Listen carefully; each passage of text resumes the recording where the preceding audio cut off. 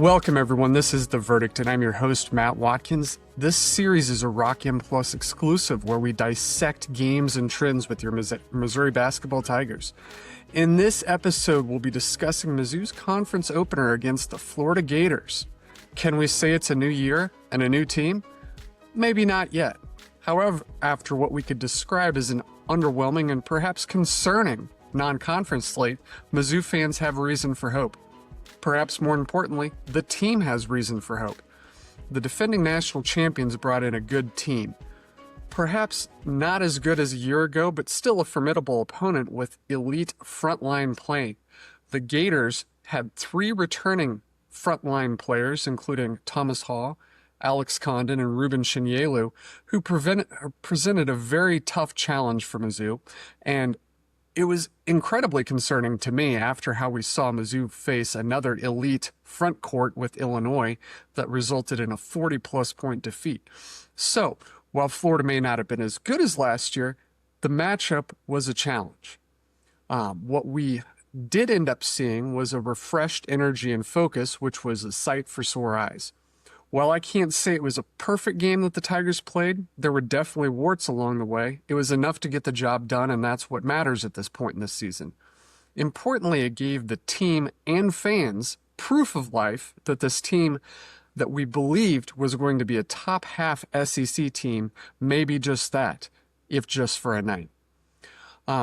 When we look at the stats from this game, there are several that really stood out to me. I'm going to start with Florida's offensive rebounding percentage on the year. They rebounded 43.9% of their misses. So if a shot goes up 43% of the time, they were getting the offensive rebound. That was second nationally coming in. And as you know, with this Mizzou Tigers team, dating back several years now, that keeping teams off the offensive glass has been a challenge. However, Florida was only able to grab 33.3% of their misses, which was 1 in 3, about a 10% reduction over their season average. That, however, was Florida's second lowest game result on the season. So not many teams have been able to keep them off the glass, and Mizzou was one of the better teams at doing that.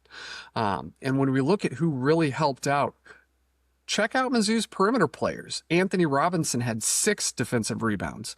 Jaden Stone, back from injury, had 6 defensive rebounds. And Trent Pierce, also back from injury, chipped in 4. Those guys really helped Mizzou out. Whether they were playing a man defense or a zone defense, the perimeter players really chipped in and helped keep Florida from getting those second chance points that they often get in bulk in games. Another big stat: Florida's free throw rate, the percentage of the time they get to the line compared to their field goal attempts. On the season, that's a 42.3% number, 50th nationally. Florida only got to the line 31.7% of the time. Again, a 10 percentage point reduction. That, again, was their second lowest on the season. When we look at the front line, they do work inside. Well, let's look at the rim results. The field goal percentage at the rim, the number of field goals attempted at the rim. Florida was 17 of 30. That's a pretty high number, but 57% shooting. That you can live with. And then when you look at Mizzou, they didn't get to the rim as much, but they were 14 of 20, 70% when they got to the painted area and were shooting at point blank. Those little things added up. One of them wouldn't have been enough, but when you look at each 3 of those categories, it was enough to put Mizzou over the top. When we look at individual performers, one player I've been a little disappointed with, and not saying that he's been bad, but just that he needed to be great for Mizzou to get where they needed to go, and that's Anthony Robinson, and he really had a good game last night. He scored 19 points, chipped in 8 rebounds, not 18. That'd be impressive. 19 points, 8 rebounds, 5 assists, only had 1 turnover, which was an offensive foul late. Swiped 2 steals, was 6 of 9 from inside the arc, 2 of 5 from 3-point range, and most importantly, we saw his usage rate jump up to 23.5% for this game. That was one of his highest marks. I believe it was second or third highest of the season. And that means he was more involved offensively. He wasn't acting as a role player on the offensive end, and that was important. especially when you consider he had a 138.4 offensive rating. When you look at those two numbers in concert, the usage rate and the offensive rating, that is an elite performance, especially in a game like that. Without Anthony Robinson, Mizzou doesn't win that game. With Anthony Robinson, we had seen prior to this point, Mizzou probably doesn't win that game. And when we look at how the game broke down, I think this was a game where the team that won the margins was going to win. And I think that's what happened with Mizzou. They exploited several key areas to keep them in it early and extend the lead after half. They were able to catch Florida asleep at the wheel, I think, with a few schematic tweaks that gave just enough gap for them to cover the final margin. As you know, it was a 2-point game, so all of these little things added up. So when we look at some of the film, which we're going to get into now, I want to highlight a few things. Mizzou is really attacking Florida in different ways offensively and made some good changes on defense that I think really were able to put them over the top. So let's get into that film now and show you guys some highlights that I think you'll enjoy. So we're going to look at now in the first half. Florida has smaller guards. Boogie Fland, Xavier Lee, Klavchar, all smaller guards. Mizzou was able to exploit them in the paint. We're going to see Sean Phillips here at the high post. Watch Jacob Cruz in the corner. He's marked by Klavchar, smaller guy, is able to get in. Jacob Cruz was really the focal point of getting inside in the first half, which was quite the change. Usually when you think of Jacob Cruz, more of a shooter, but that's not how he's used. And this was a good change by Dennis Gates when he realized who was going to be guarding Cruz. So he put him in. Cruz is 6'7", 6'8", can finish inside every time he's being marked by a guard here. And they just couldn't handle him. They were either fouling him or he was getting to the basket and scoring.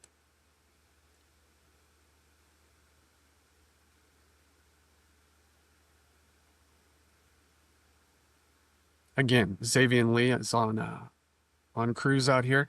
Got a post mismatch here with Sean Phillips. Credit to Sean Phillips, converted that. He's had kind of a rough season up to this point, but he chipped in a good way.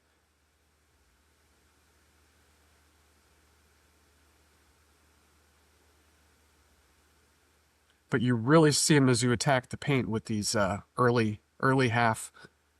first half early possessions. Sean Phillips, another good post feed. He's going to go to the line for two free throws.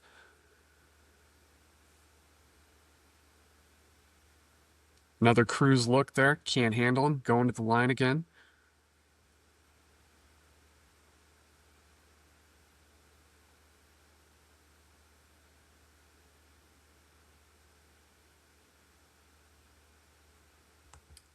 I want you to watch the work that Cruz is doing here. Just keep an eye on him here.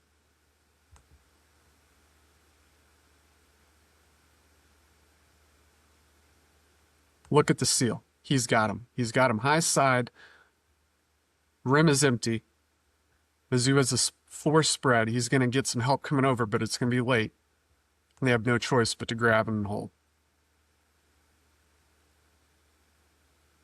All right. So, in total, I want to throw some stats out. In total, in the first half, nearly 20% of Mizzou's offense came from post-ups, what we saw Cruz and Sean Phillips doing there. Post-entry feeds, either lobs over the top or your traditional wing post-entries. 19% of their offense came in that fashion. Mizzou scored 1.714 points per possession. That's an elite number. Florida was shooting really well coming out of the gate. Mizzou needed something to keep up. That was their way to keep the margin respectable and to keep within arm's length. So they were able to spring a run in the second half. And that's what we're going to get into now. Mizzou didn't really post up players much in the second half. They wanted to stay a step ahead. Florida was doing some things to counter that, so they changed up what they were gonna attack on offense, and that was Anthony Robinson in ball screens. And we talked about this so much in the offseason, that Anthony Robinson is a really good on-ball scorer out of ball screens. Mizzou would run 30% of their offense in the second half out of ball screens. And I want to focus you in on here something we haven't seen this year that was something that Josh Gray was lead at. We've got Sean Phillips, who's going to be the pick and roll tandem with Anthony Robinson here. And he's going to set what's called the Gortat screen. And that's named after a famous NBA player who's a big man. And his goal here would be in the ball screen after setting it, he would roll and then seal his man who's playing drop coverage here. Anthony Robinson's going to have his defender going over the screen, which you can see here. He's going to put him in jail. He's going to snake this ball screen and come around to the top of the arc, keep him high side, which allows Sean Phillips to roll in and seal his man and give Anthony Robinson a shot at the basket. And it was executed perfection.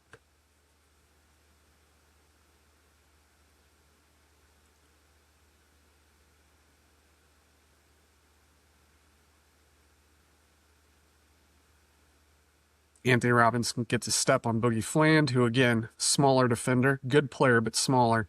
He's able to go over top and finish.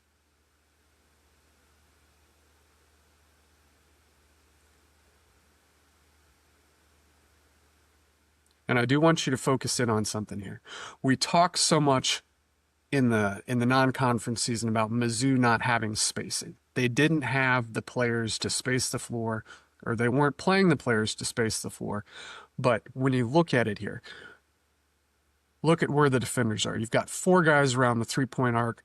Alex Condon's in help side defense over here, and he has to check Trent Pierce.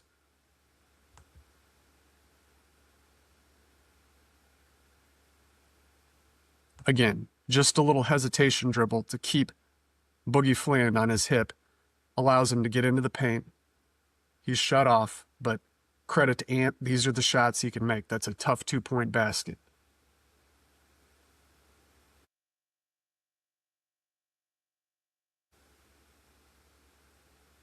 Again, floors spread very well. Running a split action that gets nothing, but this is where Anthony Robinson is worth his money. Those are shots he can hit. And we're going a little out of chronological order here. This is the end of the game, and we're going to go back and grab some other things. But Dennis Gates said something interesting in his post-game press conference, is that Anthony Robinson was going to shoot this ball. And I think that's the right move.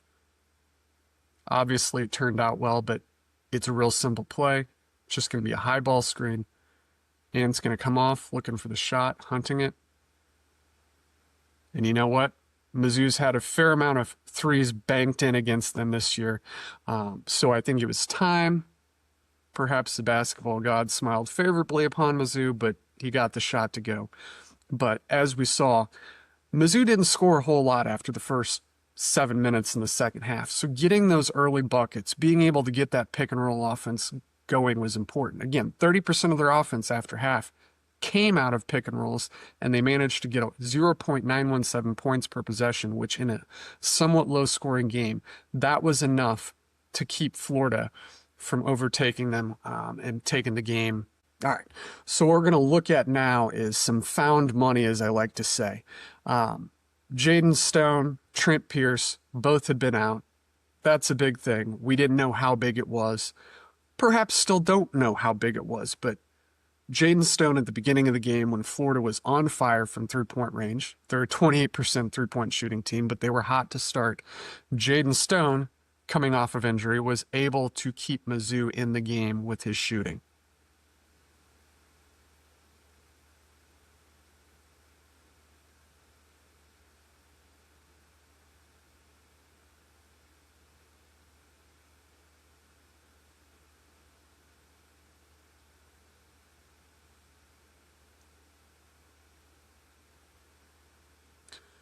And while we talked about Stone being a big addition, I do want to focus in on Trent Pierce. He, too, had a big game, especially late. Second half bucket, this put him up 10. Mizzou was rolling at this point. But as you can see here, Mizzou lost the lead with under 3 to go. And this is what Trent Pierce can do for you. That is a tough finish. And he's able to get it going, and he gives Mizzou the lead back. And for my money, I think this was the play of the game. Mizzou had a 6-point lead, I believe, and Florida had whittled it away, took the lead. Anthony Robinson committed an offensive foul. They got a stop. Trent Pierce came down and made the bucket to give them a 1-point lead. They got another stop. And to me, this basket here is where Mizzou won the game. And Trent Pierce is over here in the corner. He is going to smartly relocate. They lose him for just a second. And a guy who hadn't played all season,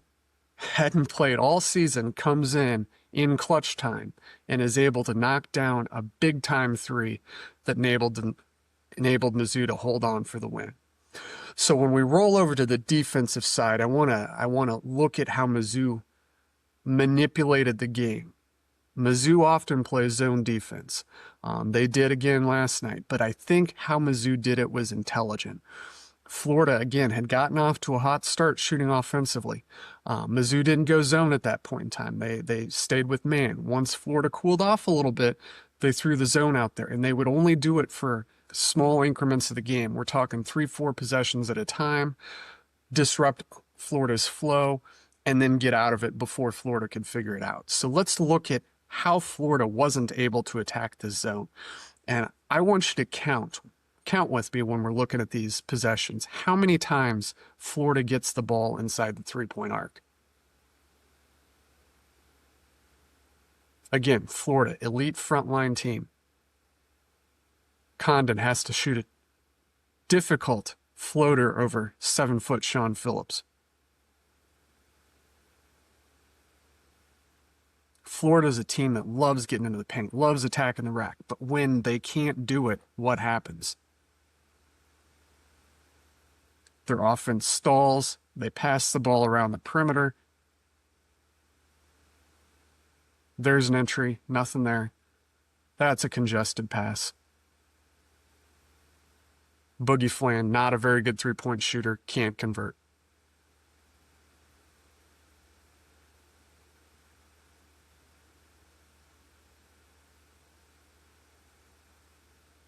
Keep him outside. Keep him outside.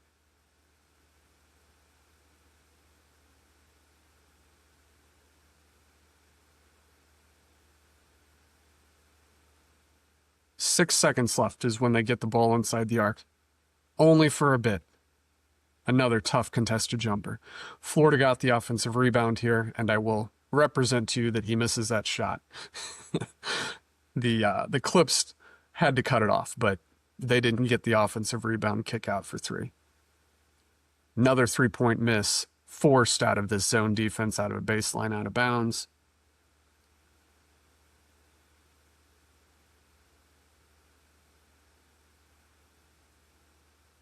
Still not getting the ball inside. Another subpar shooter shooting a three-point attempt. Mizzou gets a stop. When you see this lead growing, it's the combination of these small tweaks on offense and defense. Mizzou is able to do just enough to get Florida into some misses defensively and get some room inside offensively to extend that lead out.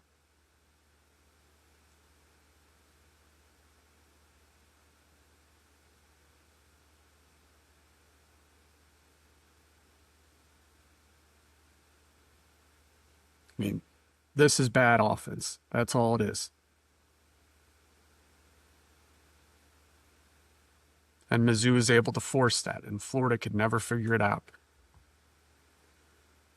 I'm going to, before we move on too far here, I want to throw some more numbers out at you. Florida had 69 half-court possessions. They averaged about 0.9 points per possession. Against Mizzou's man defense, 55 possessions, they averaged 0.982 points per possession. In 14 zone possessions that Mizzou spread out over the course of the game, Florida was only able to score 0.571 points per possession. Those margins, those possessions that Mizzou was able to steal, that was enough to get them the win.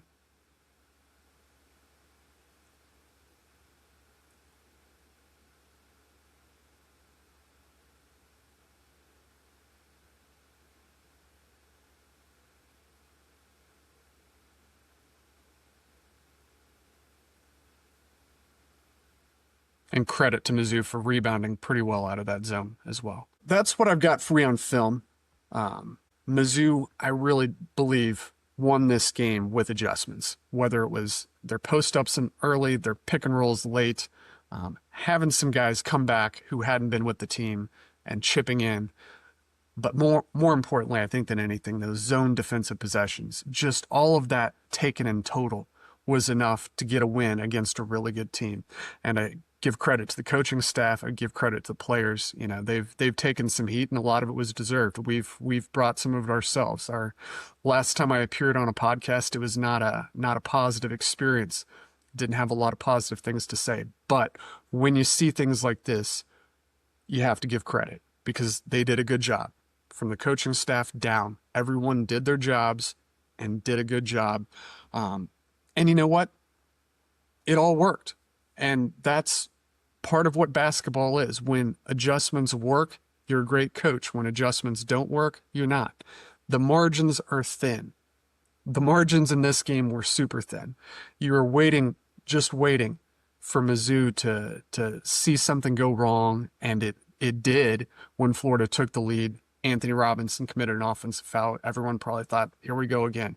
And there's reasons for that. I went back and looked after Dennis Gates' first year at Mizzou, when Mizzou had a lot of close wins. I think there were something like 9-2, 9-3 in close games, 6 points or less. Had some buzzer beaters, some fun games. But after that point, Mizzou had won 5 games in the next 3 years by 2 possessions. Granted, they didn't win many at all in year 2 when they went winless in conference. They didn't play a whole lot of close games last year, but there just haven't been many of these close games that have gone in their favor. We saw last year with Vanderbilt, 3 at the buzzer to send it to overtime. Wade Taylor with A&M hitting a 3 to win it at home. And then this year up at Notre Dame, they have a guy, sophomore role player, who had been shooting pretty well, but still takes a 27-footer with under 20 seconds, cans it. I mean, their late game shot-making luck had gone the other way, and Mizzou got that to go the other way tonight.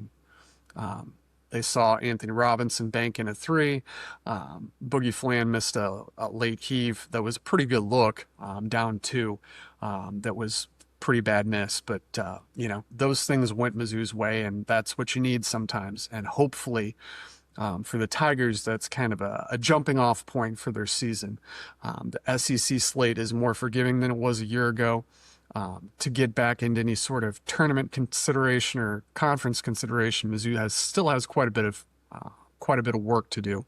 The lone silver lining, I guess, if you could look at the non-conference slate, is there are no bad losses in terms of a resume is concerned. There were bad losses in terms of how bad they got beaten by pretty good teams. But Notre Dame is a solid team. Kansas and Illinois are solid to good, maybe great in Illinois' case. It was just the margins, the way that those games went down that really had you concerned, and Mizzou was able to at least not take any bad losses. So when you get a win like a Florida or their next game against Kentucky, if they were able to pull something like that off, you can start building that resume up pretty quick. You're not in a huge hole. So, that's a conversation for another time. It's good to have a full roster back. Jaden Stone and Trent Pierce both played good games. It's easy to see why their absence was missed. Being able to turn the calendar year, apparently there was a pretty tough week in practice for the guys, which understandably so when you lose by 40 plus to a good, perhaps great, not elite Illinois team in a rivalry game in a neutral court. Perhaps the calendar turning is something of an omen, perhaps for Mizzou, but we'll see. That's really too soon to say at this point. But what we can say is the team that we had all hoped to see is at least there. How consistent they can be that good team remains to be seen. But the thing that Florida told me is that there is still a good team underneath the hood, and that's something that I think is good for me to see, but also heartening for the fans to see, because without that, it could have been a long winter. But at least we know for a moment, for a night, that the hopes of what this team could be manifested on the court. So That's all I have for you. I appreciate you bearing with me. I've been a little under the weather with a head cold recently, so I know it probably hasn't been the most enjoyable to listen to that voice. But I do appreciate you all tuning in. Hopefully we'll have some more of these coming up. I like doing them more after wins. I think you all enjoy watching them more after wins, but we'll be here for some breakdowns. If you haven't yet subscribed to Rock M Plus, go ahead and do that. Check out our content on Rock M Nation as well. Hope you're enjoying what we're doing for you here and how we cover Mizzou basketball. But with that said, we'll see you next time. Thank you, everyone, for tuning in to Rock M Radio, a proud partner of Fans First Sports Network. Rock M Radio is the official podcast network of Rock M Plus, a new and exciting subscription service provided by me and the other voices of Rock M Radio. Please take a few moments to head over to rockm.plus and sign up for an account today. The cost is only $5 a month, and benefits include access to our live podcast, a subscriber-only message board, weekly newsletters, and more. If you enjoyed this episode of Rock M Radio and would like to see more just like it beamed directly into your personal device, make sure to click the subscribe button below and tell your friends. Our podcast feed is available through the Apple Podcast app for iPhone, Google Podcast app for Android, whatever app you listen to your podcast. You can also find Rock M Radio on Spotify. If you're looking for a podcast about your favorite team that is not the Missouri Tigers, Fan First Sports Network is your answer. A full podcast network loaded with the team-specific podcasts covering Major League Baseball, the NFL, NHL, NBA, MLS, and more. And we'll be back with more episodes of Rock M Radio coming to you soon.